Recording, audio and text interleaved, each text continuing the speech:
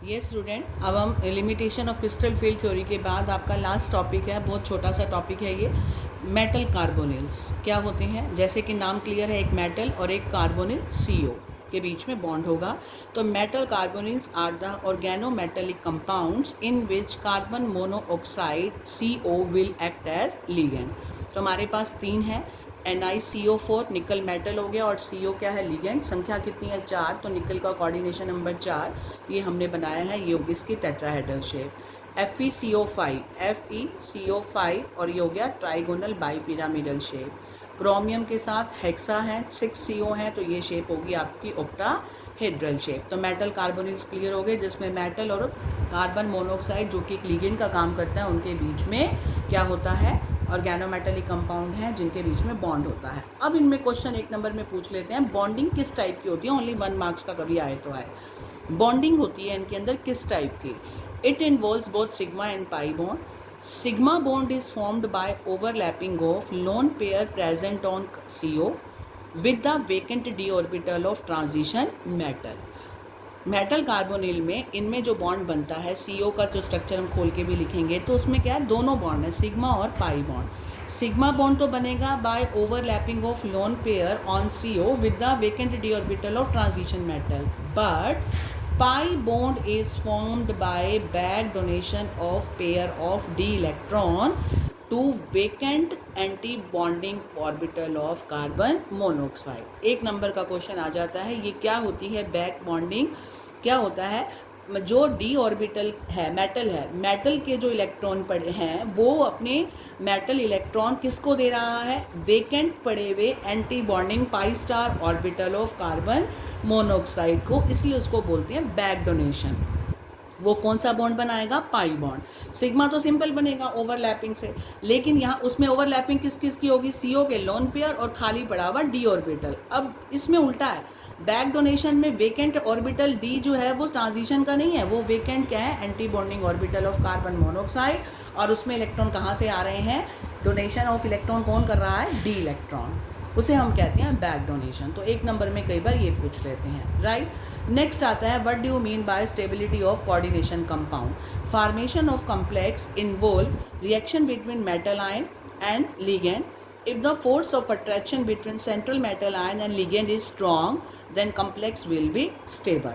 And stability of this complex depend upon, ये जितने भी हमने coordination compound पढ़े हैं, इनकी stability किस पे depend करती है, ligand का nature कैसा है, metal ion का nature कैसा है, solution की pH क्या है और temperature क्या है, right? और ये तो हमें पता है, रिएक्शन किस किस के बीच में होती है, मेटल और लिगेंड के बीच में। अगर फोर्स ऑफ अट्रैक्शन स्ट्रॉन्ग है तो कॉम्प्लेक्स भी क्या बनेगा, स्टेबल बनेगा।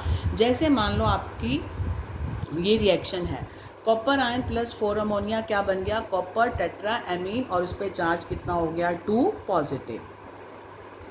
अब आप देखिए इसमें, जब हम इक्विलिब्रियम कांस्टेंट K निकालते हैं तो क्या करते हैं, 11th में आपने पढ़ा था, जो प्रोडक्ट होता है वो ऊपर, उसका एक्टिव मास ऊपर डिवाइड बाय रिएक्टेंट का एक्टिव मास, राइट। तो हम इक्विलिब्रियम कांस्टेंट K लिखेंगे, जिसको हम कहते हैं स्टेबिलिटी कांस्टेंट, और उसको रिएक्शन के लिए कैसे लिखेंगे, जो प्रोडक्ट है उसका एक्टिव मास ऊपर, उसका चार्ज भी साथ में, और जो रिएक्टेंट है उसका एक्टिव मास नीचे, उससे डिवाइड करते हैं, और जो आगे संख्या है उसकी रेज टू द पावर। कौन से फैक्टर डिपेंड करते हैं, higher the value of stability constant K, जितना ज़्यादा K की वैल्यू होगी उतना ही स्टेबल कॉम्प्लेक्स होगा। मान लो आपको पेपर में 3-4 रिएक्शंस के K की वैल्यू दे रखी है, पूछा जाए आपसे कौन सा इनमें से कोऑर्डिनेशन कॉम्प्लेक्स स्टेबल है, तो आप देख लेना जिसकी वैल्यू K की ज़्यादा है वही स्टेबल होगा। दूसरा क्या करना है आपको, जितना छोटा साइज़ होगा कैटायन का उतना ही चार्ज उस पर ज़्यादा होगा और उतना ही स्टेबल कॉम्प्लेक्स होगा। क्या मतलब, जैसे Fe3 आयन है, it will form more stable complex than Fe2 ion, यानी जितना चार्ज ज़्यादा होगा, ठीक है, उतना ही स्टेबल कॉम्प्लेक्स बनाएगा वो। Third, strong the ligand more stable will be the complex, जैसे साइनाइड के कॉम्प्लेक्स ज़्यादा स्टेबल माने जाएंगे देन NH3 से, क्योंकि ये स्ट्रॉन्ग लिगेंड है। Higher the value of K, lower the value of dissociation constant, right. ये इक्विलिब्रियम कांस्टेंट है, और जितना ज़्यादा इक्विलिब्रियम कांस्टेंट होगा उतना ही डिसोसिएशन कांस्टेंट कम होगा, इन्वर्स होते हैं और मोर stable will be the complex. तो कुल मिला के आप याद रखिए, higher the value of K more stable is the complex, या lower the value of dissociation constant more stable is the complex. तो आपको 3-4 पॉइंट याद रखने हैं। इसमें क्या होता है, कोई आपको रिएक्शंस दे देंगे, 2-3 वैल्यूज दे देंगे के की, और आपको बताना होगा कौन स्टेबल है। या तो आप चार्ज देख लीजिएगा, या आप लिगेंड का नेचर देख लो, या आप देख लो कि किसकी के की वैल्यू ज़्यादा है। 1 नंबर का क्वेश्चन कोई आए तो आए इसमें से। अब देखिए मैंने 1-2 क्वेश्चन लिखे हैं। What do you mean by stable coordination compound? The coordination compound which does not change its colour and its state, oxidation state, in aqueous solution is called to be stable in aqueous solution. उसको हम stable coordination compound मानेंगे। What is meant by chilate effect? Give an example. आप पढ़ चुके हैं। The stability of complex increases if ligand is polydentate due to stronger bonding and lowering in energy. तो आपको ये कुछ नहीं करना। What is chilate effect? आप लिख सकते हैं, जो मैंने नोट्स में भी लिखा है पीछे। उसके लिए हमें बाइडेंटेट लिगेंड चाहिए, और ऐसा लिगेंड बाइडेंटेट जो रिंग बना दे। याद है मैंने आपको प्लैटिनम का एग्जाम्पल दिया था, उसे हम बोलते हैं चिलेट रिंग। और इसको डिफाइन करना हो तो आप खुद कह सकते हैं कि कोई भी पॉलीडेंटेट लिगेंड जो कि चिलेटिंग लिगेंड के नाम से जाना जाता है, it form the ring and this is called chelating effect. For example, this complex is less stable then this complex. बता सकते हैं क्यों? मैंने वहाँ पर भी आपको एग्जांपल दिया था। ये क्या है, मोनोडेंटेट लिगेंड है, और ये कौन सा है, बाइडेंटेट। बाइडेंटेट वाला जब इसको इलेक्ट्रॉन देगा, इसके साथ रिंग बना देगा, इसलिए ये स्टेबल है और ये लेस स्टेबल है, राइट, क्योंकि EN जो है वो बाइडेंटेट लिगेंड है। तो इसकी डेफिनेशन आपको नोट्स में अंदर जो लिखी हुई है वो ईजी लगती है तो वही कर लो, एग्जाम्पल भी लर्न कर लो। अक्सर आता है चिलेट का, यानी जिसमें चिलेट इफेक्ट होगा वो स्टेबल होगा। तो अगर पेपर में आ जाए इन दोनों में कौन स्टेबल है, तो आप लिगेंड का नेचर देख लीजिएगा। What are the factors affecting the stability of complex? अभी हमने पढ़ा है किसी कॉम्प्लेक्स आयन की या कोऑर्डिनेशन कंपाउंड की स्टेबिलिटी को कौन से फैक्टर्स इफेक्ट करते हैं। एक तो चार्ज, जितना ज़्यादा चार्ज होगा उतनी ज़्यादा स्टेबिलिटी होगी। नंबर 2, जितना स्ट्रॉन्ग लिगेंड होगा, ठीक है, उतनी ज़्यादा स्टेबिलिटी होगी। नंबर 3, बेसिक नेचर भी, greater the basic nature of ligand. Basic nature क्या होता है, जो इलेक्ट्रॉन डोनेट करे। याद है आपको, लुइस एसिड थे जो एक्सेप्ट करें, लुइस बेस जो डोनेट करें। तो डोनेट इलेक्ट्रॉन करे वो बेस होता है।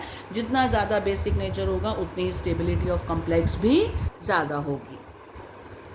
उसके बाद प्रेजेंस ऑफ चिलेट रिंग। अभी हमने पढ़ा है जिन कंपाउंड्स में चिलेट रिंग बनती है उनकी स्टेबिलिटी भी ज़्यादा होती है, राइट। अब ये क्वेश्चन ध्यान से देखिएगा, ये बहुत बार आता है, ये इंपॉर्टेंट भी है वाला क्वेश्चन।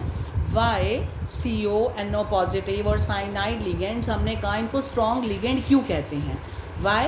बिकॉज ये जो होते हैं ligands, they have tendency to accept electron from metal atom into their empty pi star orbital through back bonding.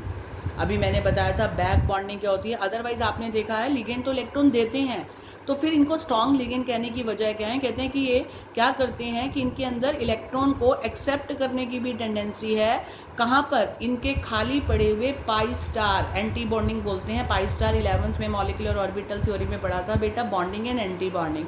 तो इन लिगेंड्स को इलेक्ट्रॉन देने के अलावा ये इलेक्ट्रॉन भी एक्सेप्ट कर सकते हैं मेटल एटम से, ट्रांजिशन मेटल एटम से। कहाँ पर, बैक डोनेशन, बैक साइड से मतलब डोनेशन होती है। कहाँ पर, इनके खाली पड़े हुए पाई स्टार ऑर्बिटल में, इसलिए उसको बैक बॉन्डिंग कहते हैं।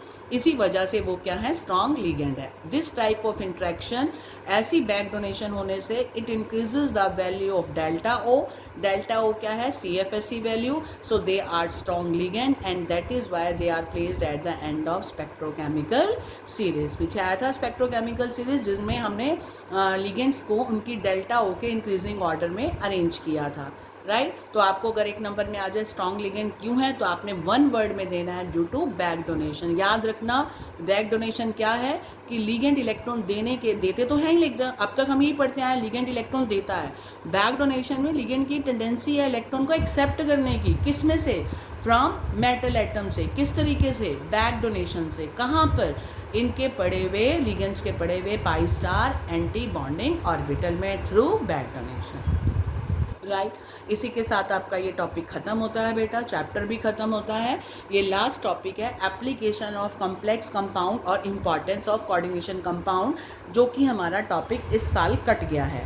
इसमें क्या कटा है, उन्होंने काटा है बायोलॉजिकल सिस्टम में इनकी एप्लीकेशन नहीं पढ़नी और एक क्वालिटेटिव एनालिसिस में नहीं पढ़नी। तो फिर भी मैंने बाकी जो 2 हैं उनका जिक्र नहीं है, तो मैंने इसलिए आपको नोट्स दे दिए और मैं एक बार डिस्कस कर देती हूँ, क्योंकि इसमें इंडस्ट्रीज़ में दे रखी है, वो उन्होंने मेंशन नहीं कर रखा कटे हुए हैं कि नहीं पार्ट।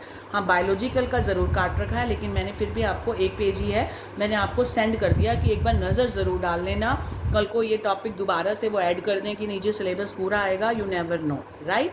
तो एक बार देख लेते हैं कि जितने कोऑर्डिनेशन कंपाउंड हमने पढ़े हैं उनका क्या रोल है। एक तो बायोलॉजिकल सिस्टम में क्या रोल है, यानी कहते हैं हमारा हीमोग्लोबिन है, जैसे हमारे ब्लड में रेड पिगमेंट है हीमोग्लोबिन, वो कोऑर्डिनेशन कंपाउंड है। ऐसे ही ऑक्सीजन कैरियर का काम करता है हीमोग्लोबिन। तो 1 नंबर का पता होना चाहिए कि हमारे ब्लड का हीमोग्लोबिन कोऑर्डिनेशन कंपाउंड है, तो ये यूज़ हो गया हमारी बॉडी में बायोलॉजिकल सिस्टम में। क्लोरोफिल ग्रीन प्लांट में पाया जाता है, ये भी कोऑर्डिनेशन कंपाउंड है। और फोटोसेंसिटाइज़र है। विटामिन B12 भी जो है वो कोऑर्डिनेशन कंपाउंड है कोबाल्ट का, हम विटामिन B12 के कैप्सूल हमें डॉक्टर देता है। ऐसे ही कार्बोक्सी पेप्टिडेज ए कोऑर्डिनेशन कंपाउंड है जिंक का। तो ये सारे यूजेस हैं जो इस साल कट गए हैं। इंडस्ट्रीज़ में उन्होंने नहीं काटा हुआ, तो इसलिए मैंने रिस्क नहीं लिया, इसलिए मैंने आपको नोट्स दे दिए हैं। इंडस्ट्री में क्या यूज़ है, they are used in photography, जैसे सिल्वर ब्रोमाइड जो है वो सेल्यूबल कॉम्प्लेक्स बना देता है सोडियम थायोसल्फेट से इन फोटोग्राफी में।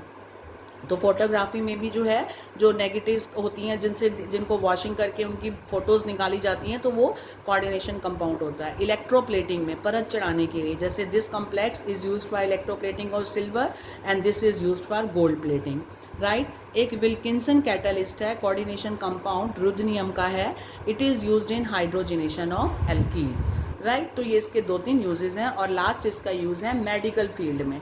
मेडिकल फील्ड में क्या यूज़ है कोऑर्डिनेशन कंपाउंड का, मैंने आपको शुरू में बताया था, hexadentate ligand EDTA, ethylene diamine tetraacetate, it is used for treatment of lead poisoning. Cisplatin is used as anti tumour in the treatment of cancer, ये भी कोऑर्डिनेशन कंपाउंड है, देखो जो कैंसर के ट्रीटमेंट में यूज्ड होता है। BAL is use to treat poisoning, अगर किसी को पॉइजनिंग हो जाती है आर्सेनिक मरकरी इससे, तो उसके लिए ये वाला कंपाउंड देते हैं, भी कोऑर्डिनेशन है। और मेटल के एक्सट्रैक्शन में यूज़ होते हैं, जैसे सिल्वर, और उसमें मेटलर्जी में यूज़ होते हैं।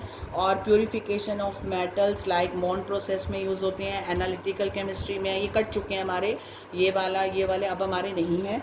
और EDTA को यूज़ किया जाता है कैल्शियम और मैग्नीशियम के एक्सट्रैक्शन में। हार्ड वाटर में निकल को टेस्ट किया जाता है DMG से।